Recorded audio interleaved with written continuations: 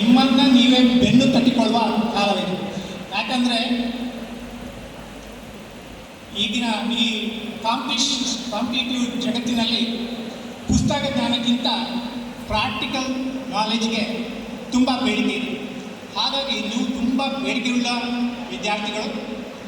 ಬೇಡಿಕೆ ಇದೆ ಅಂತ ಹೇಳಿದರೆ ಸಾಲದು, ಅದನ್ನು ಯಾವ ರೀತಿ ನಿಮ್ಮ ಜೀವನದಲ್ಲಿ ಯಶಸ್ಸು ಕಾಣಿಸಬೇಕು ಎಂಬುದನ್ನು ಯಾರಿಗೂ ಸುಮ್ಮನೆ ಬರುವುದಿಲ್ಲ. ಯಶಸ್ಸಿಗೆ ಯಾವುದೇ ಸಾಫ್ಟ್ವೇರ್ ಈವರೆಗೆ ಡೆವಲಪ್ ಆಗಿಲ್ಲ, ಯಾವುದೇ ರೀತಿಯ ಇನ್ಸ್ಟ್ರೂಮೆಂಟು ಬಂದಿಲ್ಲ. ಯಶಸ್ಸಿಗೆ ಒಂದೇ ದಾರಿ ಕಠಿಣ ಪರಿಶ್ರಮ.